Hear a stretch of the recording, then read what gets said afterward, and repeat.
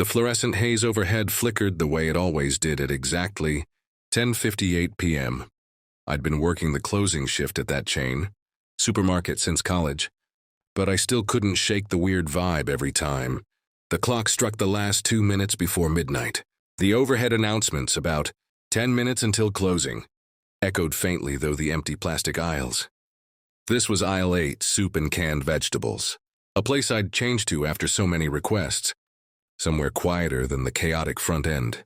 I glanced at the security monitor hanging by the deli coolers. Everything looked normal. Empty aisles, soft hum of a refrigerated cooler at the end cap. But I felt a familiar twitch in my gut, something I'd learned to ignore. Tonight was like many before, but this night felt off. I zipped my name badge to the back of my shirt and wiped my hands on the green apron. My only coworker left was Tammy in electronics. She'd promised to text when she locked up. If she didn't, I'd have to make the dreaded extra walk to the break room and beyond to the service corridor. 3 minutes to go. My cart was full, merchandise to stock the morning shelves. I labeled it and began aisle 9. When my phone buzzed with a snap from Tammy, "Lock down, hurry," I exhaled. Just as I stepped into aisle 9, I caught a dark shape at the far end of aisle 12, a figure dressed in the uniform. But that aisle was stocked, not open to customers. Froze. The shape didn't move past the corner. I thought it was another employee grabbing cold items. But something about the way it moved, almost gliding, made my head spin. When I flicked on the aisle light fully, there was nothing but stock boxes. Weird, I thought. Probably just my eyes playing tricks. I shrugged and moved on. Midnight. The store lights dimmed in a practiced fade. Announcement, "We're closing now. Please proceed to checkout." Ding. I made an announcement over the intercom. "Good work tonight, everyone. Tammy, I'm locking aisle 9. See you shortly." The cart was full, so I shouted the code for aisle support. SC551. That meant 2, we have extra help. The intercom crackled back with silence.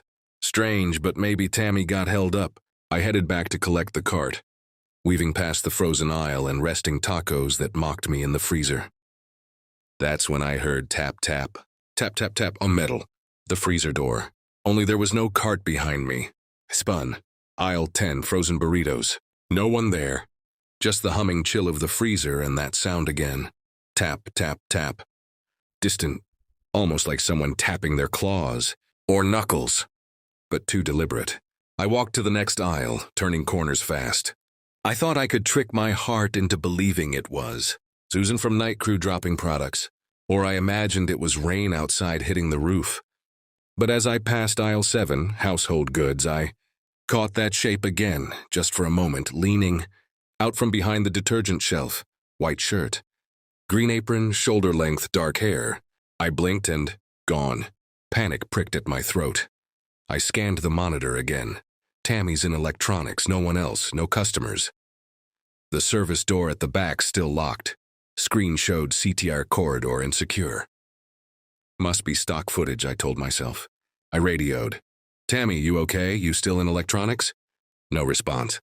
My stomach dropped. Then, tap, tap, tap, this time on the sanitation closet door under the produce aisle.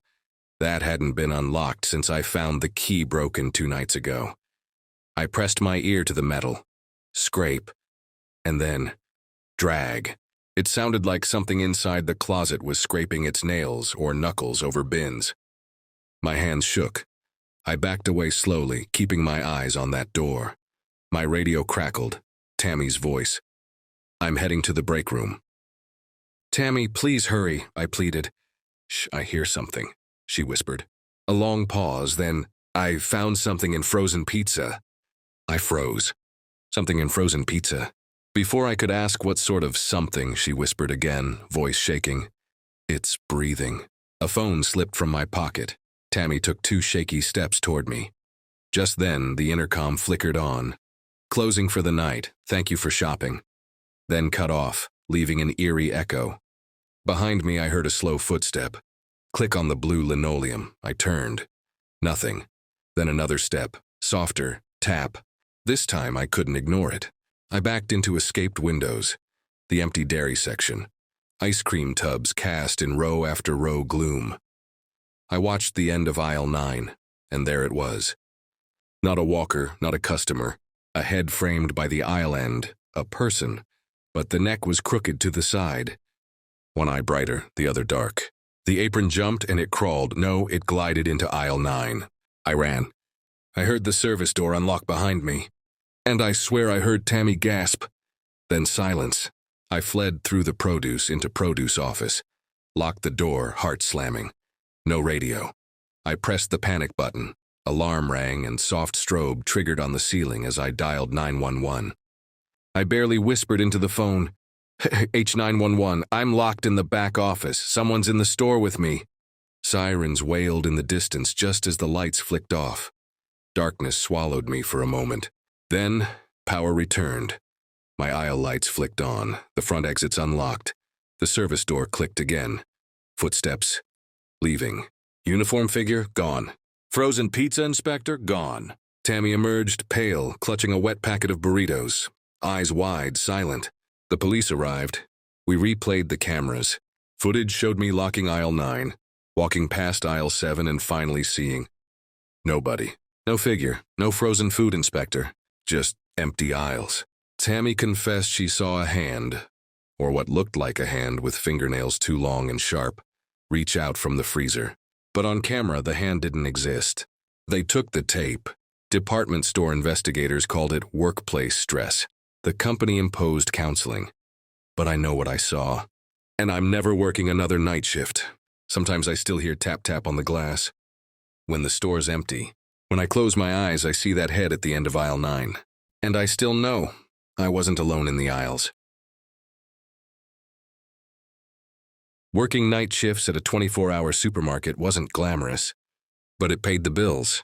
I was in college, scraping by on student loans, and the night shift meant peace, quiet, and time to study, at least most nights.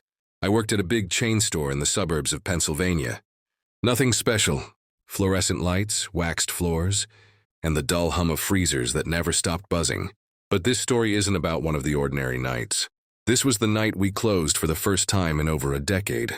And whatever we locked inside wasn't human. The announcement. It started with an email from corporate. Due to ongoing repairs to our refrigeration system, we will be closing store Mavra 481 for a 24-hour window. Beginning Thursday night at midnight, all personnel should vacate the premises by 12:30, to allow for safe maintenance. It was weird, sure, but welcome. We never closed, ever. Even on Christmas, we were open half the day. But the idea of not having to hear the same pop radio loop for one night was kind of exciting. I worked that shift with 3 others. Mel, our supervisor, Rico, stock guy, and Dana, checkout. We all agreed we'd finish early and get out on time. Lock up at midnight sharp. At 11:50 p.m., everything seemed normal. Empty aisles, neat displays, cold freezers humming. A couple last-minute shoppers shuffled out with toilet paper and microwave dinners. The store was quiet. By 11:58, we were at the front. Mel clicked off the overhead lights in sections, leaving only the pale glow from the emergency fixtures and freezer cases. We stood in silence as she pulled the metal gate down over the automatic doors. Officially closed. She turned the key. That should have been the end of the night. It wasn't. The beeping. At 12:04 a.m., we were all gathered near the employee break room, laughing about how Rico once fell asleep in the paper towel aisle. That's when we heard it. Beep, beep, beep. 3 quick scanner beeps. Dana froze. That was a register. Mel raised her brow. We shut them all down. Power's off in that section. We looked at each other. I'm not sure why, but I felt the hairs on my neck rise, like someone had exhaled down my spine. We walked back out into the main floor. The store felt wrong, the kind of stillness you notice too late, like the silence after a scream. The registers were all dark. No lights, no signs of movement. And yet scanner number 3 had been moved. It was turned slightly, just enough that it pointed toward the candy rack. Like someone had nudged it. Mel walked over, shaking her head. Must have been a delayed noise from earlier. Beep, beep, beep, register 2. Then we heard a shuffle. In aisle 12. The figure. We didn't talk. We just moved, slowly. All 4 of us crept toward aisle 12. That's the snack aisle, chips, pretzels, granola bars. a long stretch of polished linoleum with security mirrors above each end. I turned the corner first. Nothing. Empty aisle. But the mirror above wasn't right. The reflection showed someone, a tall figure, thin, standing completely still at the far end of the aisle. But when I looked directly down the aisle, no one was there. I looked at the mirror again. The figure remained. Then it turned its head slowly, and the light above it flickered out. "We need to leave," Dana whispered. But Mel shook her head. "We lock the doors, we check the store, that's protocol." The hunt. We split up. Stupid, I know, but Mel was in charge and we trusted her, sort of. Mel and Rico went toward the stockroom. Dana and I took the aisles. I carried one of those handheld box cutters. Not that it would have done much. We passed aisle after aisle. Baby formula, pet food, seasonal goods. Each one empty. Until we got to the dairy section. Someone had opened the milk cooler. Every door was ajar. Spilled gallons lined the floor in slow, thick puddles. Dana whispered, "Something's wrong. This isn't a prank." We turned. Behind us, a shelf of eggs toppled over, but there was no one there. Just broken shells, yellow yolks bleeding into the tile. We ran. The stockroom. Mel and Rico weren't answering their radios. Dana and I made it to the back hallway where the stockroom door sat half open. It was dark inside. "Mel," I called. Nothing. "Rico?" Silence. We stepped in. Boxes were scattered across the floor. Plastic wrap torn, carts overturned. Then we saw a boot. Just one. Rico's. It was still warm. And next to it, a trail of footprints and spilled flour. But they weren't shoe prints. They were barefoot. Long. Toes pointed the wrong direction. Like they were walking backward. The freezer. Dana panicked. She bolted toward the emergency exit. But the alarm didn't go off. It was dead. Everything was silent again. I followed the footprints. They led to the walk-in freezer. I know, I should have turned back. Called 911, but I couldn't. I opened the freezer door. It was empty, except for Mel. She was standing in the middle, frozen solid, her eyes wide, mouth open like she had screamed for hours. The thing that stood behind her. It wore her face like a mask. The escape? I don't remember leaving the freezer, or dragging Dana out of the store. I don't remember unlocking the gate or running barefoot into the street. I just remember the sound. Beep, beep, beep, a register, and laughter, not human laughter. They never found Mel's body. They found Rico's shirt stuffed into a cereal box. The security footage from that night? Corrupted. The system crashed at exactly 12 a.m. No trace, no explanation. The store reopened 36 hours later. Corporate said nothing. They gave us mental health leave and a non-disclosure agreement. But I still dream about that mirror, about what it reflected. And sometimes I hear the scanners in my sleep. Beep, beep, beep. I never found Dana again. And I'll never work a midnight shift in a supermarket again. Because we locked the store at midnight. But something else was already shopping. I work as an evening manager at Parkview Family Market, a small local grocery store nestled on the edge of a sleepy Midwestern town. It's the kind of place your parents go to. The sort of place we always thought was too quiet for anything bad to ever happen. But that changed when the new surveillance system arrived. We'd been having petty theft issues, candy bars, lottery tickets, occasional booze. The new cameras were supposed to help. They installed a dozen high-def units, one covering every aisle, checkout, the parking lot, and even the dumpster zone behind the store. We were proud. I was proud. Finally, some peace of mind. But within a week, something weirder than shoplifting began to show up on the footage.